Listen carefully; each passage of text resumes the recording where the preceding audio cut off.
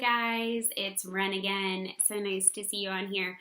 So for those of you who don't know, I tend to listen to classical or some sort of like Zen music when I work, and I have some cleansing incense burning.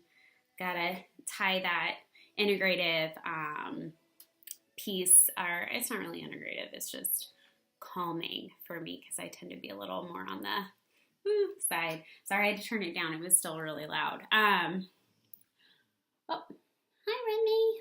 Sorry, my dog is looking at me. For those of you who don't know, I have 2 dogs, and they are amazing, and they're wonderful, and they are my emotional support animals. And the reason why I'm telling you guys this, the reason why I'm sharing this piece about me is this week has been really difficult for me.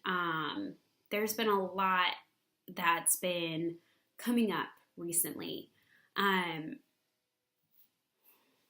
to explain it?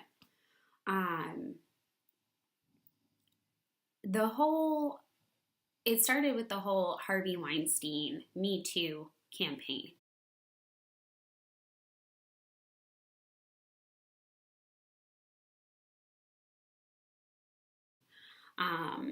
Which whether people realize it or not, any form of abuse, whether it's emotional or psychological, verbal, financial, sexual, whatever it is, it can affect, and it does affect, your lifestyle and your lifestyle choices in terms of diet and exercise. You'll see it with people who are morbidly obese. I mean, if anybody watches 600 Pound Life, you know, you'll hear countless stories of individuals who were, sorry, I'm just moving my phone over, who were, you know, molested or raped or had abusive home lives. And then you'll see the other side of that spectrum where you have people who suffer from anorexia or bulimia or, you know, whatever it is, who also endured some sort of, some sort of abuse. And the only way that they could feel in control was to control what and how they were eating. And so I wanted to share my story. I wanted to share my struggle with my weight and why I'm here doing this with all of you, because I think it's important to understand that, you know, just because I'm not super skinny, or I'm not overweight or obese, doesn't necessarily mean that I haven't struggled with my weight. Doesn't necessarily mean that I'm not constantly overcoming my own personal gremlins rather, and that I don't have my own skeletons in my closet. So let's get started on the story. So I know I have them around here somewhere. I thought I had pictures. Let me get digging through my drawers real fast. Hold on. I'm going to put you guys on pause, and I'll be right back.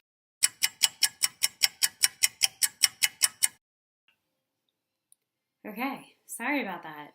It took me like forever to find these photos. So I found them, and I look at them, and I don't even recognize the person in these photos. So so embarrassing.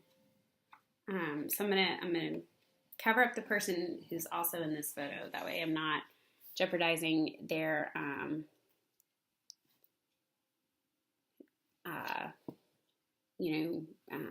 confidentiality and showing their picture as well. But that was me in the 9th grade.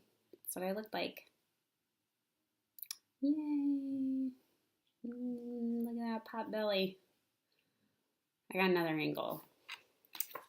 So I'm going to cover this up and protect their confidentiality. I'm going to do my best. Hold on. Make sure I cover everybody up so you can just see me. That's me right there. Well, look at those. Look at that. I'm trying to like make sure I can still see it. There we go. And zoom in nice and close. Ooh, look at that. Oof. I am smaller now than I was then. I weigh probably about the same, but I'm smaller now than I was then. But yeah, that was me with my gross colored hair and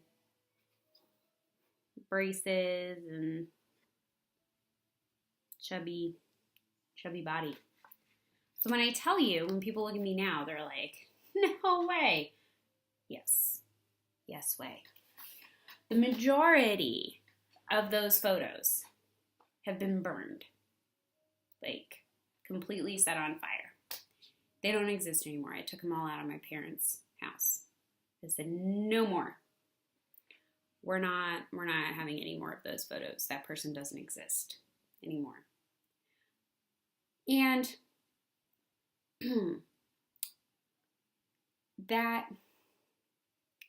that's a positive and a negative, because I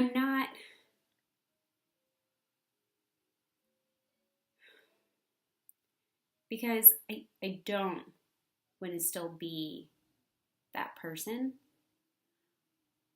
But what she went through, what she experienced, made me who I am today. She's a part of me. She is me. So she still sort of exists. But I'm smarter, I'm stronger, I'm faster, I'm better today than I was, almost 20 years ago.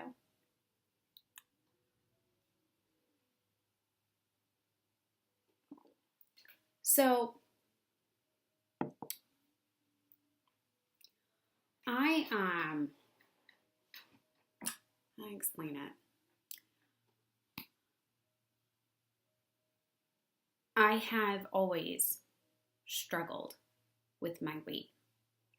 I have what's known as body dysmorphia disorder, or dysmorphic disorder, BDD.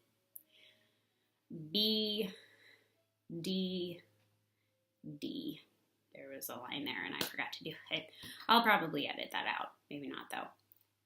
But basically what BDD says is that the way that you see yourself is not how others see you. So like a lot of people with anorexia nervosa see themselves as being overweight or being super fat, and there's a lot more to it. I'm just kind of giving like the general oversight, right? But obviously to us, like to everybody else looking at them, they're, like super skinny, whatever, like the size of my arm, right? So, it's getting hot. Sorry. I realize I also wear a lot of dark colors when I do these videos, and I don't know why. I think it's just because I don't want to like blend into this beige background wall here, because, it's like kind of matchy. But yeah, I do tend to wear a lot of dark colors. It's just easier. But anyway, when I look at myself, right, I see this person. That's who I see when I look in the mirror. That's what I see. I see her.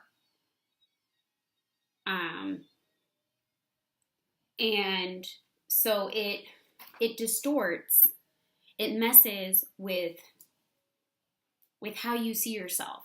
and it affects your self-esteem, and it affects your self-worth, and it has a lot of other emotional and psychological implications.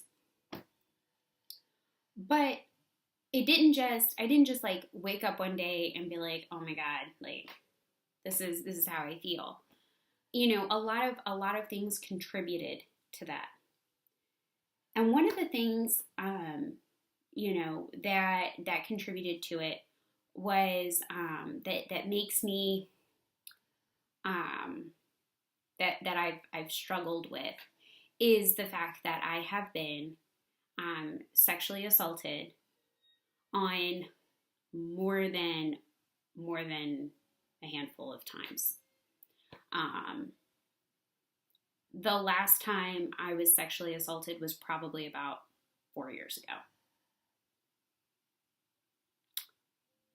That, as an adult woman, and having been an adult woman for a long time, is really hard to say. I have been groped. I have had people, you know, touch my butt, touch my legs, touch my breasts, try to stick their tongues in places where it doesn't belong, hands in places where it doesn't belong.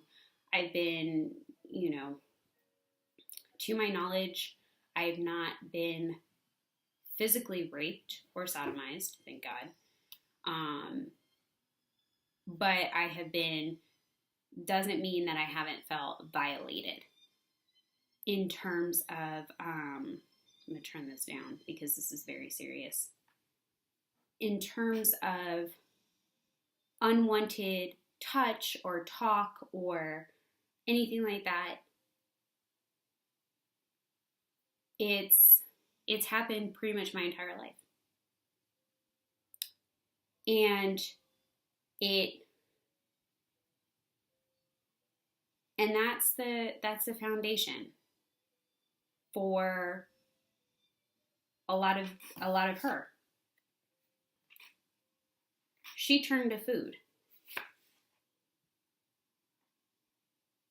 This little girl didn't have an outlet. She didn't tell anybody. She carried that with her, and she turned to food, and that's how she handled her pain. And,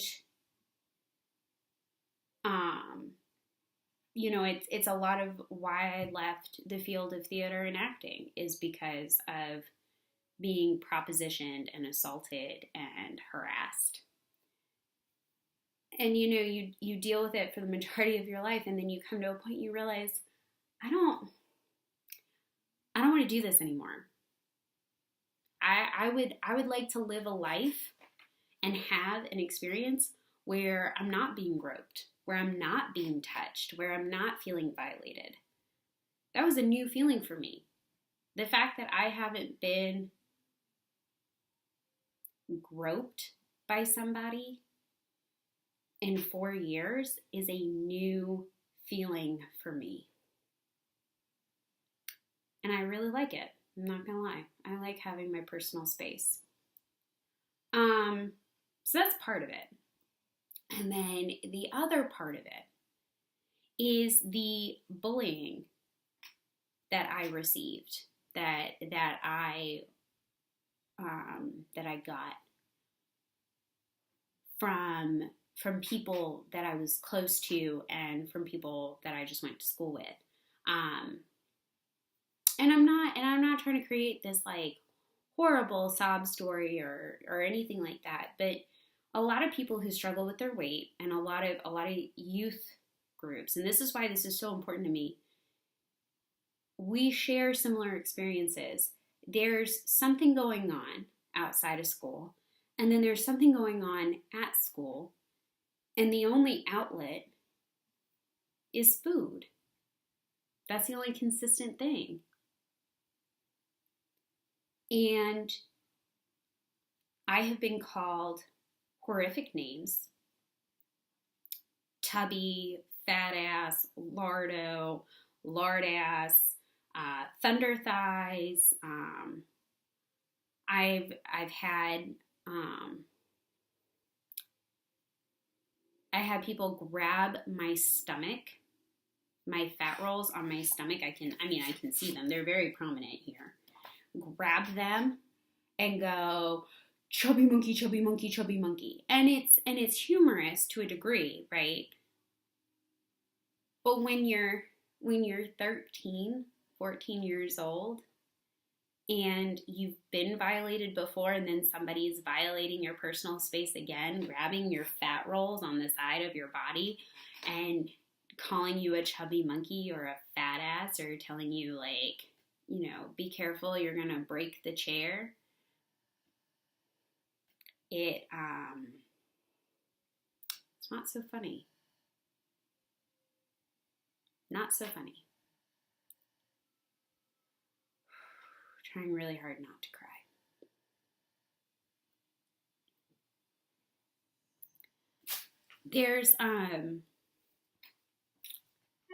There's still a lot of pain with it. I look in the mirror and I still see this little girl, this teenager who was barely 5 feet tall, and she was fat, and she had terrible hair. And this is the girl that people wrote petitions for to get her kicked out of school because she smelled weird, because she smelled like chlorine. And this is before social media. So, I mean, if there was social media around, I can only imagine how hard it would have been.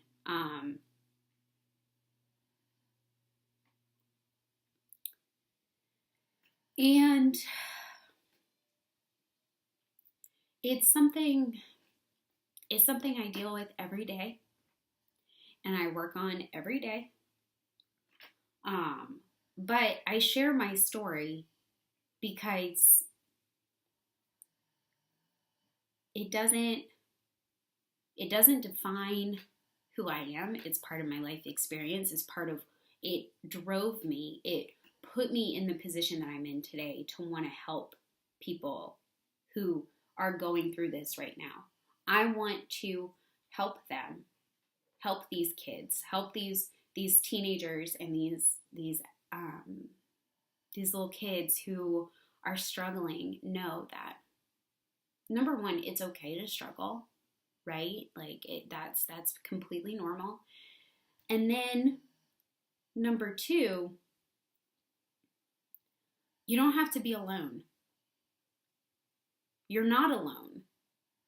And it doesn't have to be a swinging pendulum of an extreme, you're anorexic, you're bulimic, you're, it's destructive behavior on this side. And it doesn't have to be an extreme on the other side. You're literally eating everything and anything in sight, and you cannot control it. You can find a balance, and it takes time, and you have to invest that time in yourself, and you have to find your balance, but you can do it.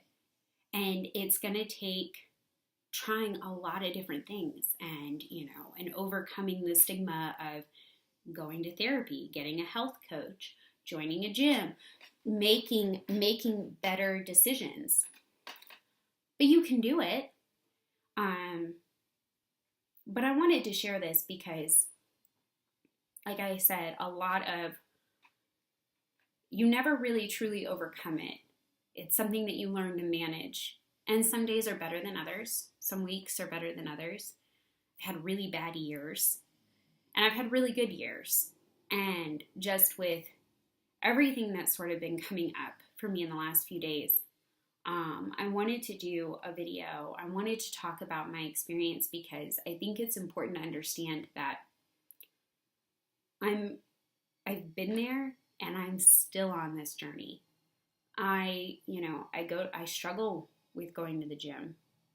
Some days I really want to go, and some days I really just want to lay in bed. Oh goodness, they were going really fast. I struggle with food.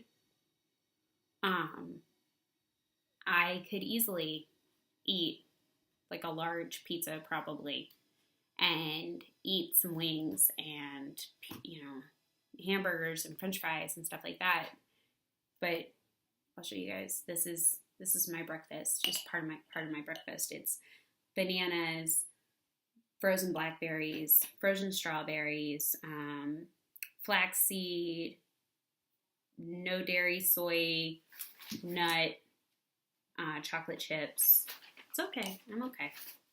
Sorry, my dog is, like I said, he's my emotional support animal.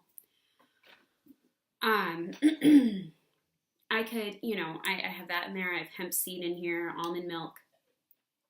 I have to make choices for eating better, for living a better life, to help support my emotional, my psychological, and my physical needs.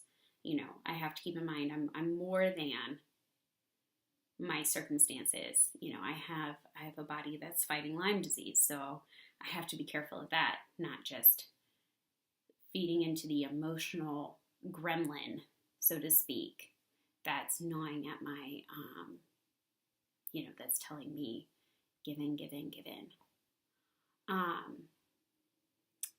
So yeah. So for everybody out there who is a survivor, I'm not going to say victim. Don't like that word. I don't like that word. We're not victims. We're survivors. So for all of my survivors out there, men and women, just know that you're not alone, and that it's about finding, I think, I'm not going to say it's, authoritatively, I guess is the word, is the right word I want to use, but I think it's about, again, finding balance, not swinging too far in either direction, but rather finding that balance and understanding that, to give yourself that grace that, yeah, some days you're going to have good days and some days you're going to have bad days, and we're all on a journey together. And I think knowing that we're not alone is really important. I know that I'm not alone. I know that there's a lot of women and men out there who have similar experiences, some a lot worse than mine and some not.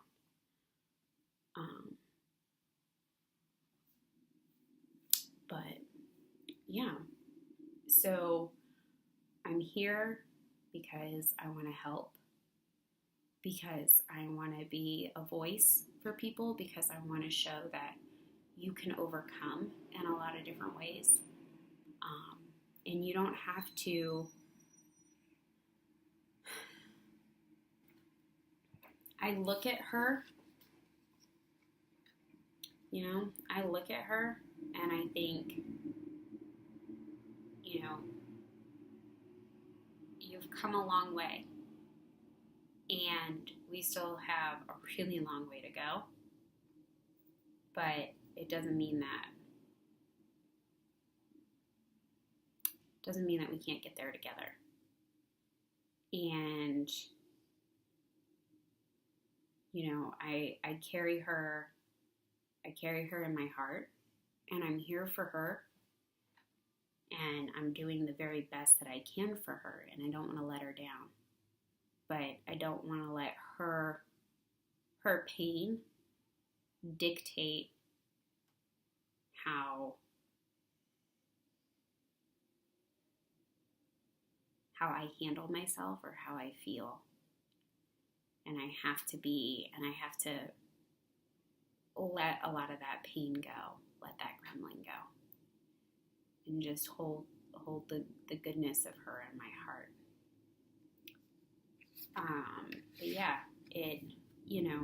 this was really just to show everybody that, I'm not just speaking out my what, basically about what I think everybody should do. I've lived this experience. I know what it's like to be overweight. I know what it's like to struggle with your weight, to yo-yo with your weight. I know what it's like to feel like there isn't a light at the end of the tunnel, like you're never going to overcome this. I know what it's like to not want to do it anymore. And it's really scary putting that out there. But you can overcome. You can persevere. It's not easy. It's hard as hell. And just know that you have people that you know and people that you don't know rooting for you and cheering you on and supporting you.